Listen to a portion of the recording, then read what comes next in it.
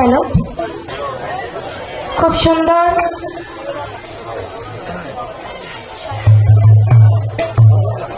দুটি পালা আজকে নির্ধারিত করে দেওয়া হয়েছে,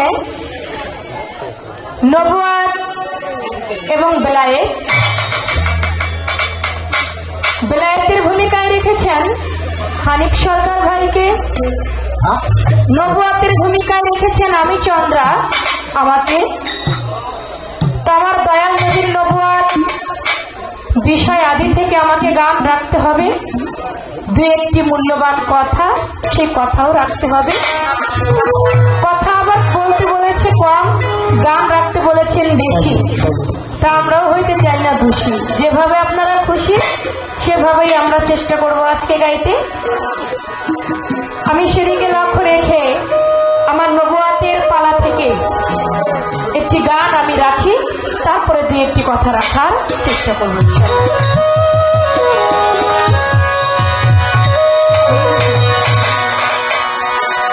রাখিলেন নবীজির পরে আল্লাহু পাক জানাই রে, রাখিলেন নবীজির পরে আল্লাহু পাক জানাই, যার নাম মোহরে নবুয়া, যার নাম মোহরে নবুয়া।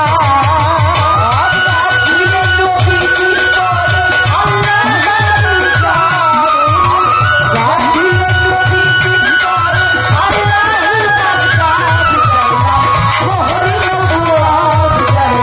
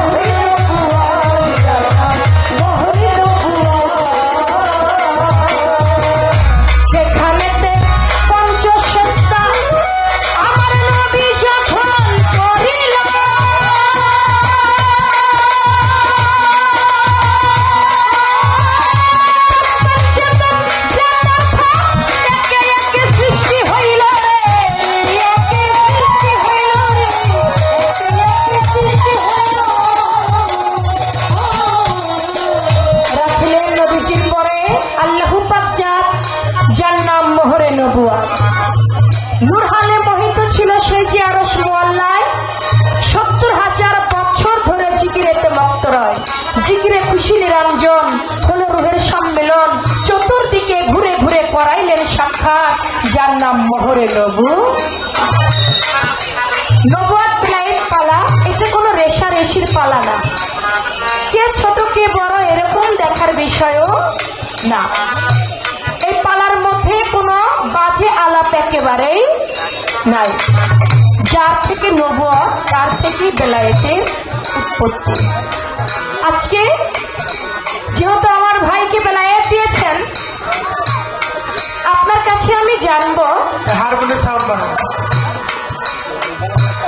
একটু লক্ষ্য রাখেন, আপনার হাতের জাদুতে যেন সুন্দর হয়ে যায়। হারমোনিয়ামের সাউন্ডটা ভালো দিয়ে আপনার জন্য বকশিস আছে। আমরা শিল্পীরা পাই বা না পাই তাতে কোনো সমস্যা নাই, কিন্তু আপনার তো বহাল আছে। প্রশ্ন থাকবে, আমরা অনেকেই জেনে থাকি আমার দয়াল নবী মাওলা আলী করিমুল্লাহ ওয়াজহুকে বেলায়েত দান করেছেন। তা আপনার কাছে আমি জানবো,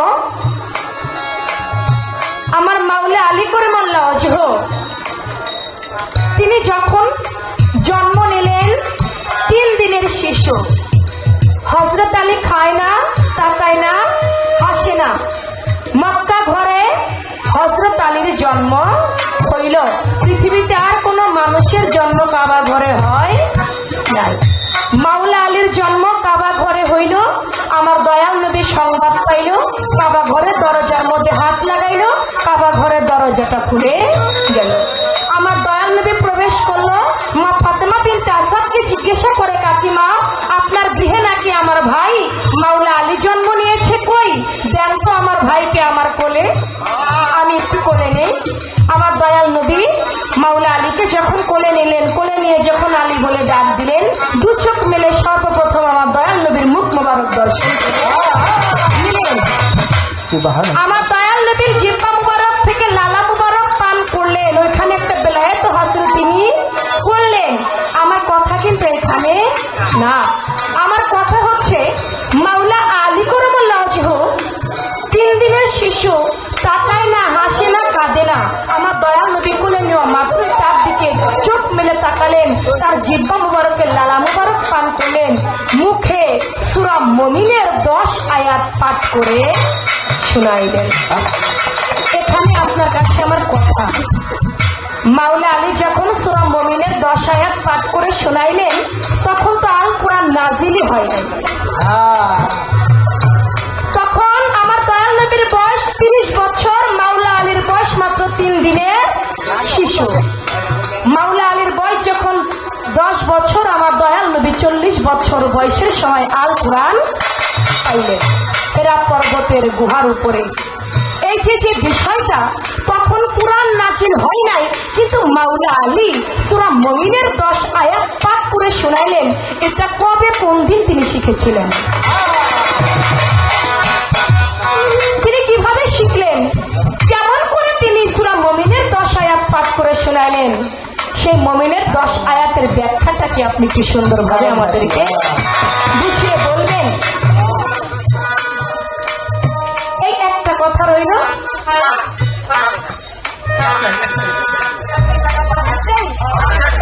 কি বলেন, একটা করে প্রশ্ন আচ্ছা দেখা যাক।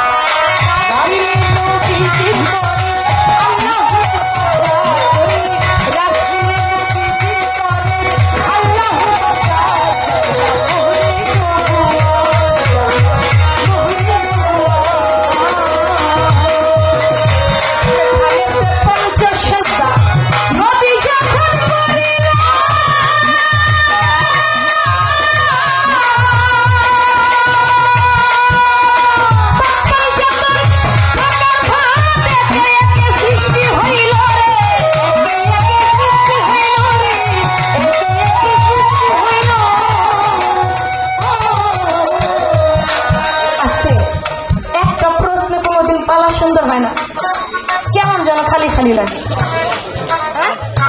2টা করে প্রশ্ন রাখতে হবে। আপনার কাছে আমার আরেকটি কথা থাকবে, বর্তমান যুগের এই বেলায়েতের বিষয় থেকে একটা একটা জিজ্ঞেস করলাম মাওলা আলীর বেলায়েত থেকে, এবার একটু জিজ্ঞেস করি এখন বর্তমানে জীবের পীর মাশায়েখগঞ্জের বেলায়েত নিয়ে। এখান থেকে আপনার কাছে আমার একটি কথা থাকবে। এমন একজন বেলায়েত প্রাপ্ত আল্লাহর ওলি, তিনি রাস্তা দিয়ে হাঁটবে কিন্তু পথ হারাই ফেলাইছে। তার আর পথ, তিনি পথ ভুলে গেছে, কিন্তু তার ভক্ত তাকে পথ দেখিয়ে দিলেন, দয়াল এই যে পথ, আপনি এই পথে হাঁটেন। আপনি বলবেন সেই বেলায়েতের ওলিটাকে, তার নাম ছিল কি? গুরু কিভাবে পথ হারাইলো, ভক্ত কিভাবে তার পথ অন্বেষণ করে দিল। এটা কোন বেলায়েত? এই বেলায়েতটা কি? এই বেলায়েতের নাম কি? গুরু পথ হারাই ফেলায়, ভক্ত তাকে পথ দেখিয়ে দেয়। সেই বেলায়েতটা কোন বেলায়েত? সেই গুরুকে, সেই ভক্তকে।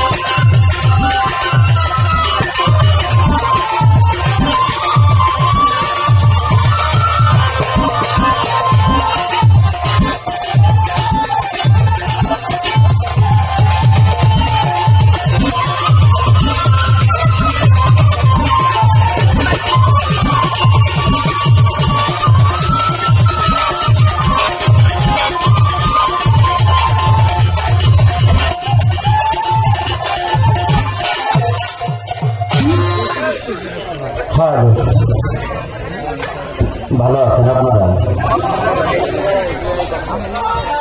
ঘুমান নাই তো কেউ?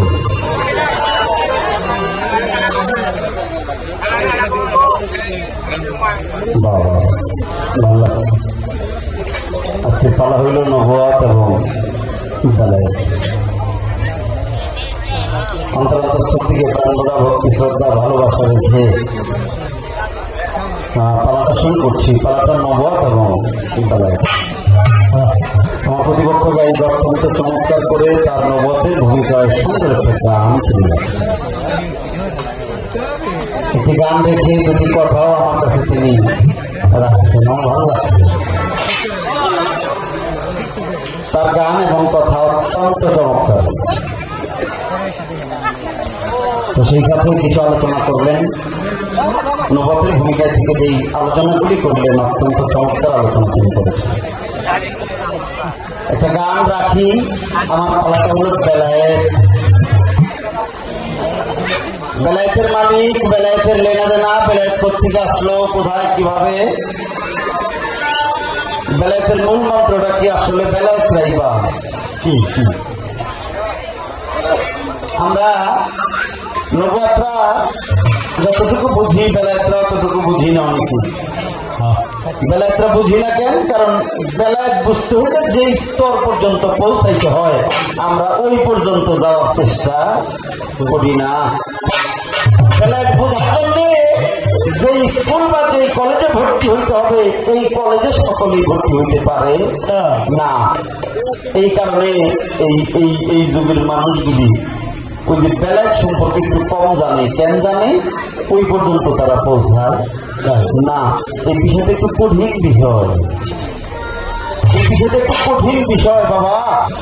গোলাপ ফুল দেখা যায়, কি ফুল দেখা যায় না? দেখতে কিন্তু সবাই ভালোবাসে ফুল, কিন্তু ফুলের যে গ্রাম এটা কি দেখা যায় না? ফুলের গ্রাম দেখা যায় না, কিন্তু দেখা যায় না ঠিক আছে, ফুলের ভিতরে তো গ্রাম আছে নাকি কোন আপনারা আছে না? ফুল দেখা যায়, গ্রাম দেখা যায় না। তো বিষয়টা ভালো করে একটু খেয়াল করতে হবে। তারপরে কেউ যদি ইচ্ছা করে বিপদে পড়ে তাহলে কিন্তু আমার করার কিছু নাই। আপনারা এই বিষয়টা একটু ভালো করে খেয়াল করবেন। আমি একটা গান আগে দিয়ে নিই, তারপরে দেখি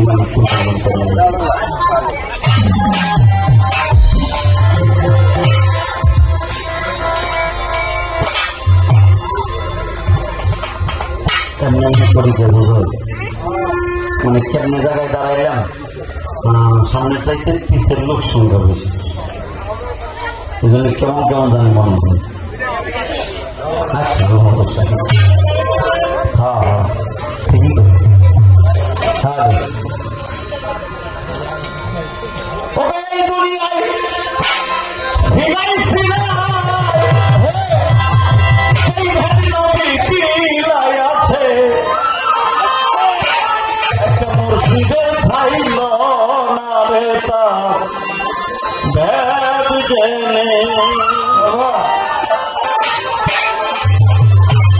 আমি হানিফ সরকার, কারণ ছাড়া তেমন কোনো কথাই বলিনি। একটা কথা বলছি, কেউ যদি সাইডে সাইডে বিপদে পড়ে আমার করার কিছু বেলায় ধরল এলমেলা ধরি, বেলায় ধরলে ভিতরের খবর।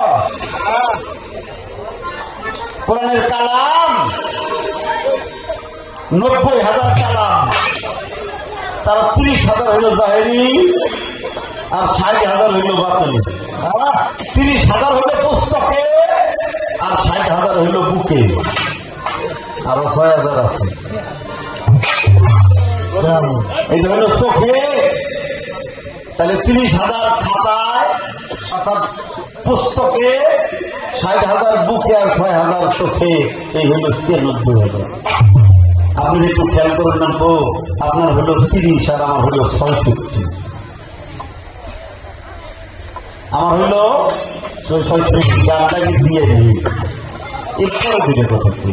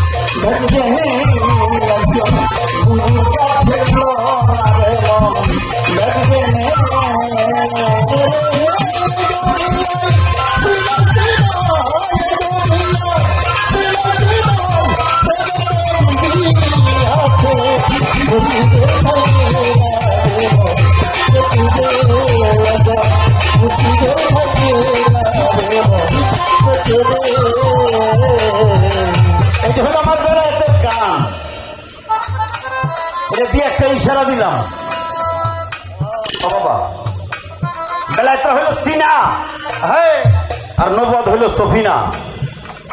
সফিনা হইল ঠোঁট, জিহ্বা, কণ্ঠনালী। এই কণ্ঠ দিয়ে যা বাহির হয় তার ঠোঁট এবং জিহ্বা দ্বারা শব্দ করে মানুষকে যা বোঝানো হয় ইহা সফিনা। যা শব্দ করে মানুষকে শোনানো হয়, বোঝানো হয়। আর সিনা যেটা, এটা হলো বেলায়েত। এটা বোঝা যায় কিন্তু কাউকে বোঝানো যায় না, বোঝায় না। দেখা যায় কিন্তু কাউকে দেখানো যায় না, যায় না। নবীজি নবুয়ত প্রচার করলেন মুখ দিয়ে, বলে বলে, আর বেলায়েতটা প্রচার করলেন সিনা দিয়ে, অর্থাৎ আলিঙ্গন করে, প্রেম দিয়ে, মহব্বত করে, ভালোবাসা দিয়ে বুকে জড়িয়ে ধরে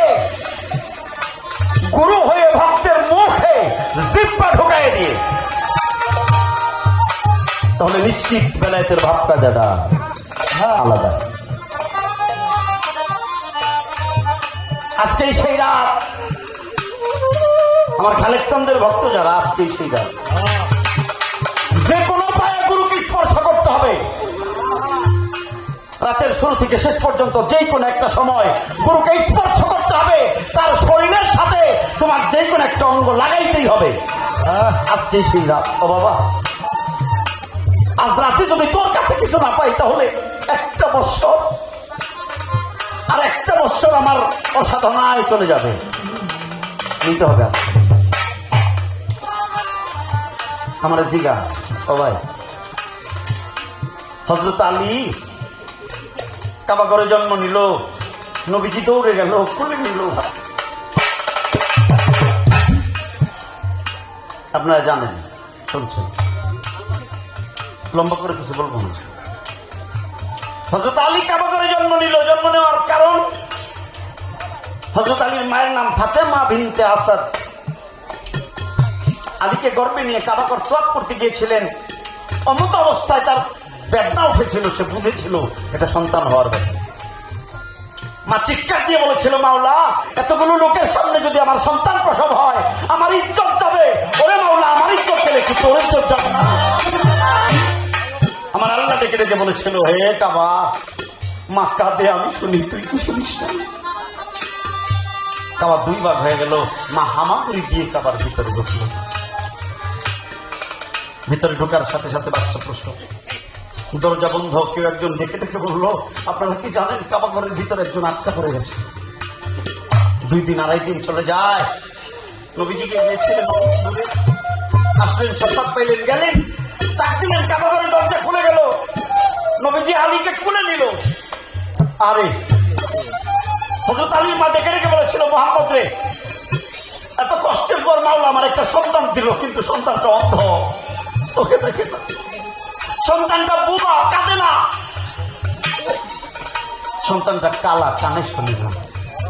এরে মোহাম্মদ, আল্লাহ এমন সন্তান না দিলেও পারত, কেন দিল?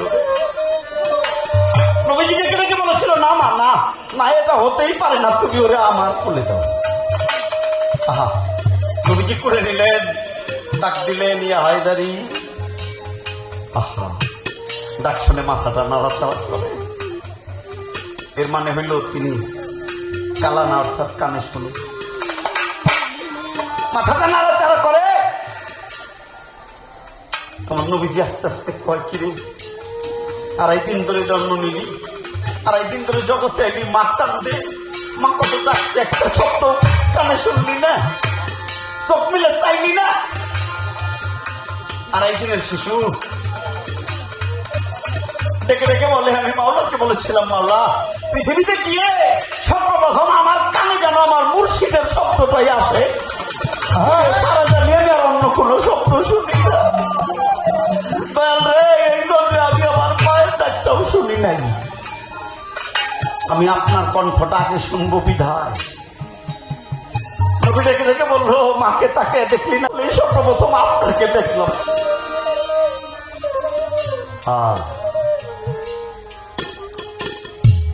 ডেকে ডেকে বলেছিল, 2.5 দিন ধরে পৃথিবীতে আসছি, মায়ের একটা দুধ খাইলি না, তোর খিদা লাগে নাই? একথা শুনেই হাউমাউ করে কেঁদে উঠলো। এমন কান্না থামতেই পারে না। নবীজি বুকে চাপ দিয়ে ধরে, তারপরে থামে না, হা করে আর কাঁদে। নবীজি বুঝতে পারলো ক্ষুধার্ত, জিহ্বা ঢুকাইয়া দিল। হযরত আলী 2.5 দিনের শিশু, জিহ্বা চুষে চুষে খায়। আমার আল্লাহ জিব্রাইলকে ডাকিয়ে বলে, জিব্রাইল রে, দেখে নি 2.5 দিনের হযরত আলী মুহাম্মদের কাছ থেকে কেমন করে বেলায় আদায় করে নিচ্ছে। বাবা, 2.5 দিনের শিশু, জিহ্বা চুষে নেয় বেলা, একটা ধারা, একটা বাচ্চা। আমার নবীজি ডেকে ডেকে বললো, ইয়া হায়দারি, এটা হযরত আলী শিশুবেলার নাম। হে হায়দারি, জগতের ভিতরে এলি, কিছু শোনাবি না? 2.5 দিনের শিশু আলী সূরা মুমিনের 11 আয়াত কইরা আমার নবীর শোনায়। আমার প্রতিপক্ষ বন্ধুর প্রশ্ন হইল, কোরআন তো নাজিল হয় নাই, হযরত আলী সূরা মুমিনের আয়াত করে শোনা। কোরআন তো নাযিল হয় না। তার 12 বছর পরে থাকে বিসমিল্লাহর শব্দ যদি বেহরফে থাকে, বেহরফের শব্দ যদি নুকতায় থাকে, ওই নুকতা হইল হযরত আলী। এইবার তুমি দেখো কোরআন শরীফ পড়ে, হযরত আলী হইল জিন্দা কোরআন। হে সূরা পড়বো না, পড়বো কেন? হযরত আলী হইল জিন্দা কোরআন। আনা নুকতাতুল তালবা, ওই নুকতায় আলী। এই পীর মুর্শিদেরা ওই নুকতালি খেদমত করে, ওই নুকতায় পাহারা দেয়। যে পীর ফকির এই নুকতা পাহারা দেয়, তারাই মূলত ফকির।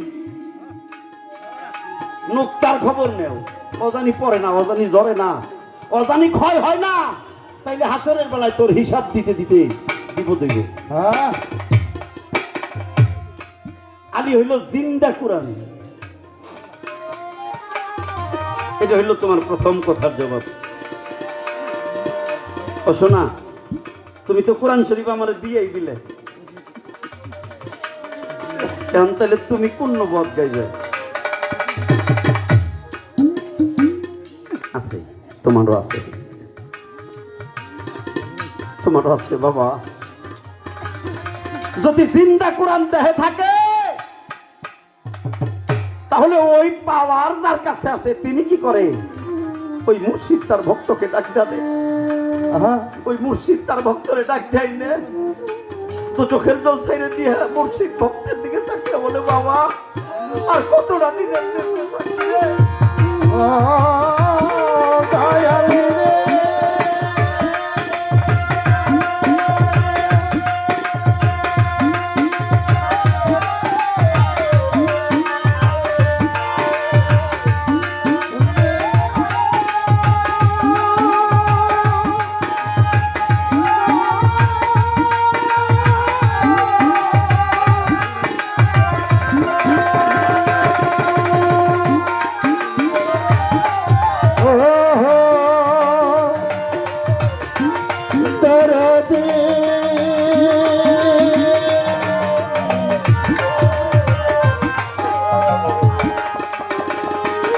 বাবা।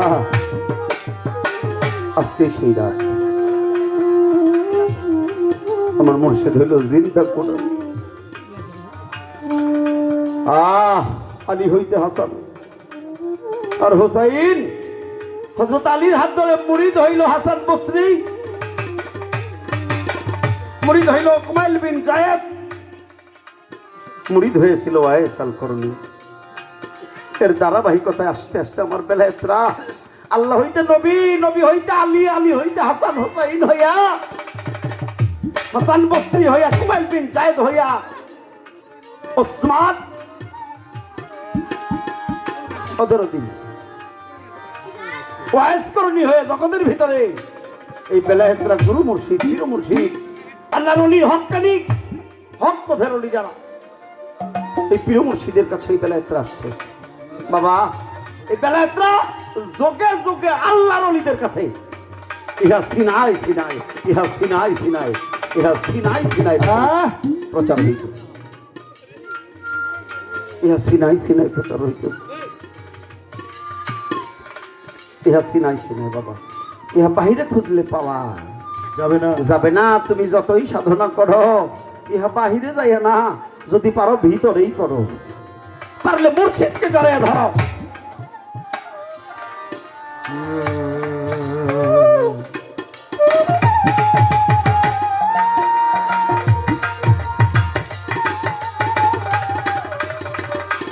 আমার প্রতিপক্ষ বন্ধুর কাছে আমার জানা দরকার, সাধনা ছাড়া, কষ্ট ছাড়া কেউ কোনোদিন কিছু পায় না। আমার নবীও 3টা পরীক্ষা দিয়া তারপরে আল্লাহর কাছ থেকে নবুয়ত পাইছিল। ওই যে মোহরে নবুয়ত, এই মোহরে নবুয়ত পাইতেও আল্লাহর কাছে নবীর 3টা পরীক্ষা দিয়া পাস করে এরপরে নবুয়ত পাইতে হয়েছিল। আমার খালি জানা দরকার কি এমন পরীক্ষা আমার নবী আল্লাহর দরবারে দিল, যেই পরীক্ষা দিয়া আল্লাহকে সন্তুষ্ট করে এরপরে নবুয়ত পাইছে। শোনারে, নবী নবুয়ত পাইছে সেই আরশ মহলায়, কোনো আপত্তি নাই আমার। কেউ যদি নবী হয় তাহলে তার উম্মত থাকতে হয়, আমার খালি জানা দরকার আরশ কুরসি লৌহ কলম সিংহারু বেহেশত দুজক পৃথিবীর কোন আকাশ বাতাস মাটি কিচ্ছু সৃষ্টি হয় নাই, আমার নবী তখন নবুয়ত প্রাপ্ত হইছে। তাহলে নবী হইছে তার উম্মত ছিল কারা?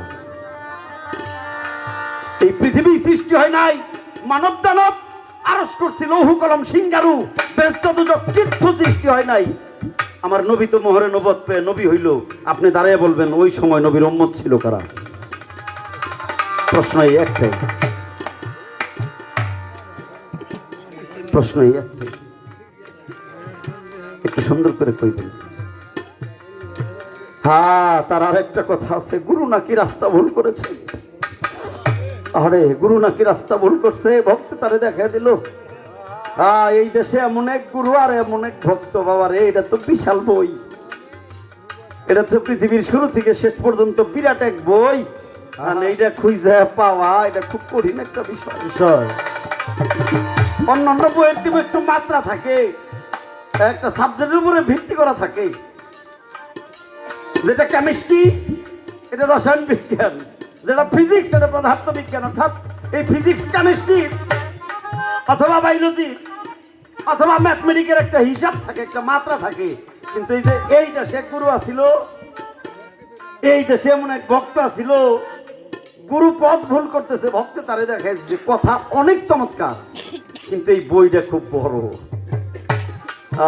বাবা, হ্যাঁ, এই বইটা খুব বড়। এরপরেও আমার মনে যেটুকু ধরলো, এই বইয়ের ভিতরে একটা কথা আমার মনে হয়েছে। আমার খাজা বাবার পীর হইল ওসমান হারুনি। ওসমান হারুনির দরবারে এক মহিলা গেছে, বাবা অনেকদিন ধরে বিয়ে হয়েছে, আমার তো বাচ্চা হয় না, তুমি একটু দোয়া করো। ওসমান হারুনি চোখ বন্ধ করে এরপরে চোখ খুলে কয়, না মা, তোর কোনো বাচ্চা কাচ্চা নাই, তোর ভাইকে আল্লাহ কোনো বাচ্চা লেখে নাই। দরবার থেকে কানতে কানতে বেরিয়েছে।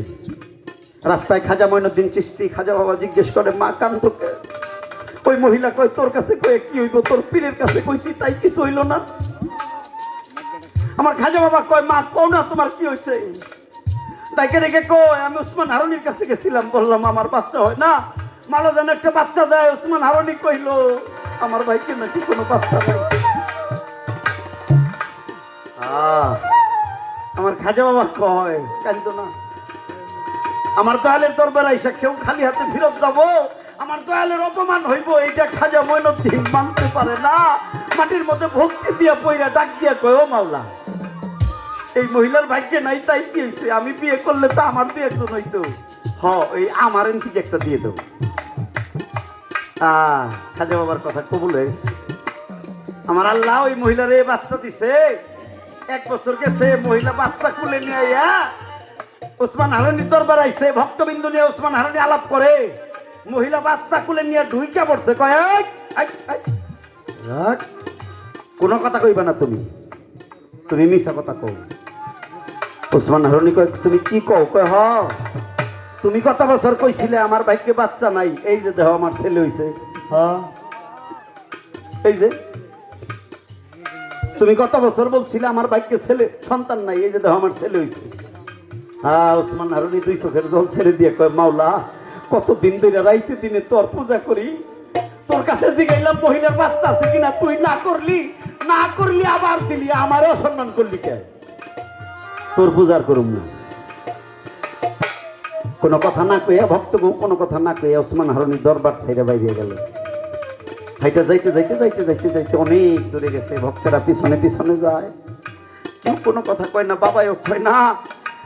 রাগ বইরা কয়, এত জীবন আল্লাহর পূজা করলাম, আল্লাহরে ডাকলাম, সেইখানে আমার কিছু হইল না। যা, রাস্তার পাশে এক মন্দির, ওই যে মূর্তি বানিয়ে রাখছে হিন্দু মানুষ, এনে যাইয়ে ভক্তি দিয়ে উপরে পড়ছে।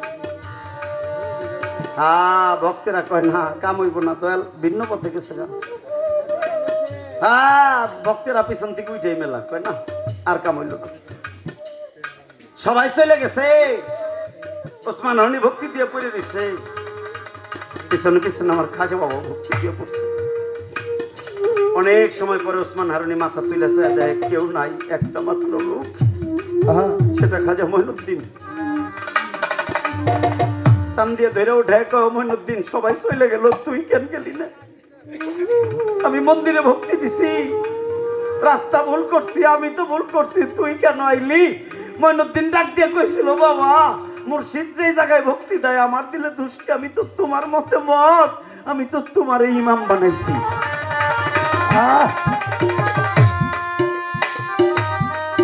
মইনুদ্দিন জিজ্ঞেস করছিল, বাবা তুমি এই জায়গায় সেই কাম কেন করলা? ডাক দিয়ে কইছিল, মইনুদ্দিন রে, মাওলার কাছে জিজ্ঞেস করলাম, মাওলা কইল সন্তান ভাগ্যে নাই। আবার কেমনে দিল? আমার খাজা বাবা পায়ের মধ্যে ধরে কাঁদিয়ে দিয়ে কইছিল, বাবা এটা আমার দোষ, ও বাবা এটা আমার দোষ।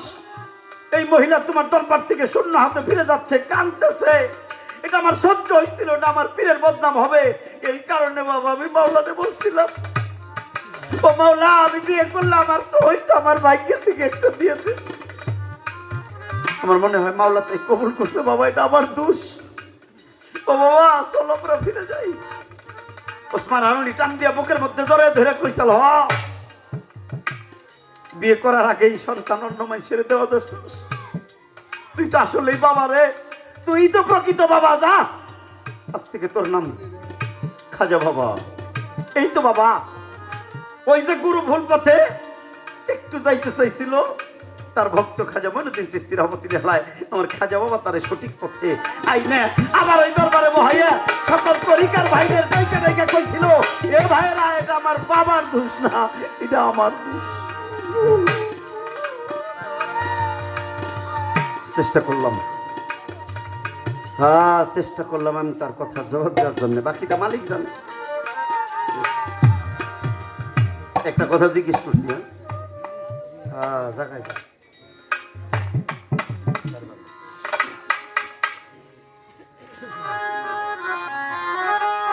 একটা কথা জিজ্ঞেস করছি,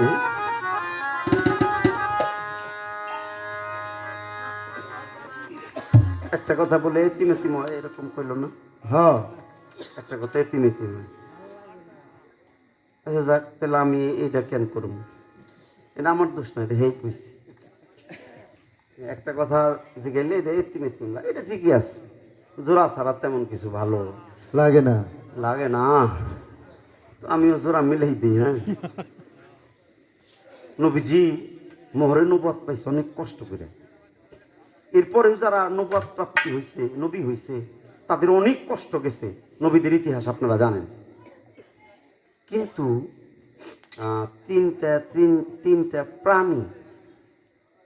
তিনটা প্রাণী এরাও নবুয়তের অংশ পাইছে। এরা আবার কি কষ্ট করলো? এরা কেন নবুয়ত পাইল? আপনি একটু কইবেন। এটাই যে আপনার ওই খাতার নেবেন, তারপরে এটার কিন্তু একটা গন্ডি আছে।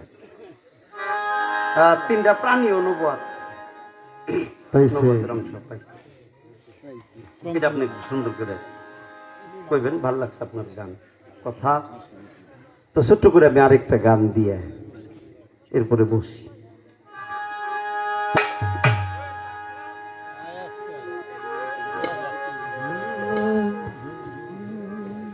সর্বসাধন সিদ্ধ হয় তার মানুষ গুরু, নিষ্ঠ যার ভবে মানুষ গুরু, সহায় যা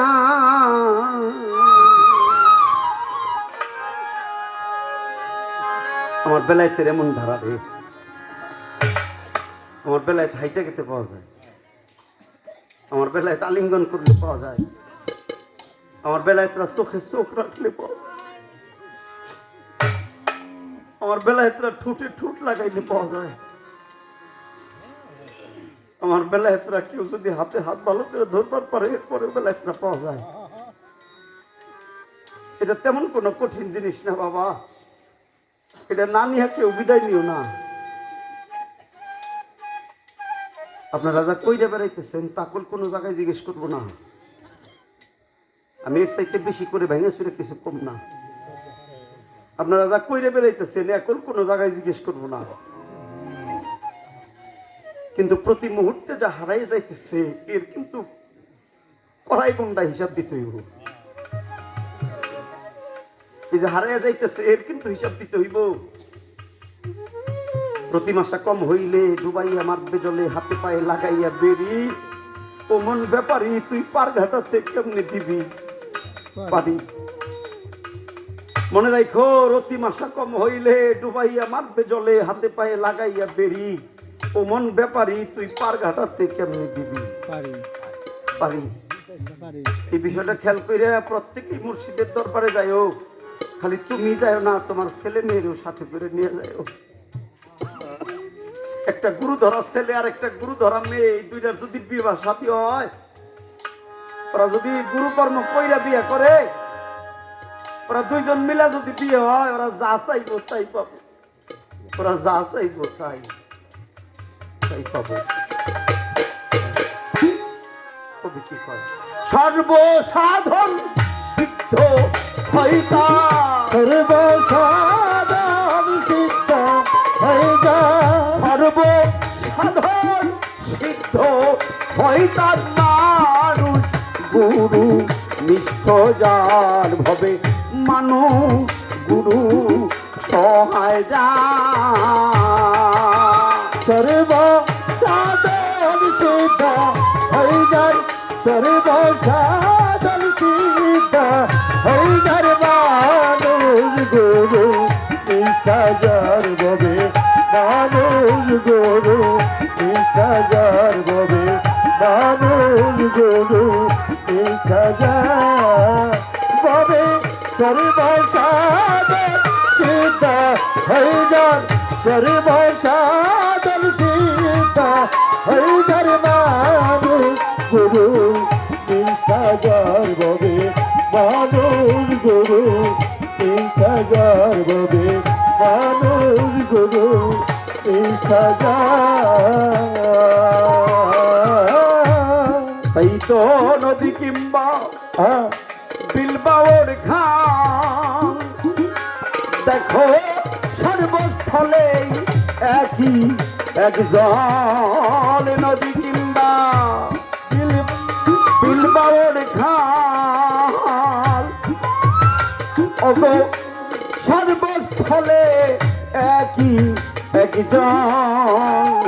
একা মেরে সাই ফিরে সর্বধাই, একা মেরে সাই ফিরে সর্বদাই, একা মেরে সাই ফিরে সর্বঠাই। মানুষের মিশে হয় ভেদান্তর মানুষ গুরু নিষ্ঠ যার ভবে মানুষ গুরু সহায় যা।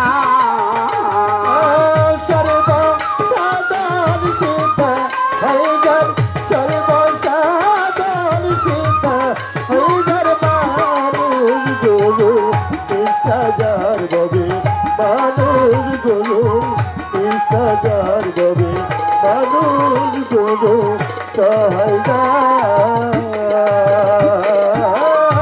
নিরাকারে জ্যোতির্ময় যে দেখো আকারে সাকার হইছে সে। নিরাকারে জ্যোতির্ময় যে ভালো আকারে সাকার হইছে সে। যদি প্রজ্ঞানী হয় সে বুঝিতে পায়, যদি প্রজ্ঞানী হয় সে বুঝিতে পায়, দিব্যজ্ঞানী হয় সে বুঝিতে পায়। কলির যুগে হইছে মানুষ অবতার মানুষ গুরু নিষ্ঠা যার ভবে মানুষ গুরু নিষ্ঠ যার। সর্বসাধন সিদ্ধ হইতার, সর্বসাধন সিদ্ধ হইতার মানুষ গুরু নিষ্ঠা যার ভবে মানুষ গুরু নিষ্ঠা যার ভবে মানুষ গুরু সহায় যার। বহু তর্কে দিন বয়া যায়, দরদরে বিশ্বাসের ধন নিকটেই রয় বহু তর্কে দিন বয়া যায় আমার সবন সন কুতুবুদ্দিন সন বিশ্বাসের ধন নিকটেই পায় সিরাজ সাইডেকে বলে লালনকে সিরাজ সাইডেকে বলে লালনকে সিরাজ সাইডেকে বলে লালনকে কুতর্কের দোকান খুলিস নেই আর মানুষ গুরু নিষ্ঠ যার ভবে মানুষ গুরু নিষ্ঠ যার সর্ব সাধন সিদ্ধ হয় তার সর্ব সাধন সিদ্ধ হয় তার সর্ব সাধন সিদ্ধ হয় তার মানুষ গুরু নিষ্ঠ যার ভবে মানুষ গুরু নিষ্ঠ যার আমার সাবাঞ্চান নিষ্ঠ যার আমার কুতুবুদ্দিন চান নিষ্ঠ যার আমার হুমায়ুন চান নিষ্ঠ যার আমার খালেক চান সহায় যান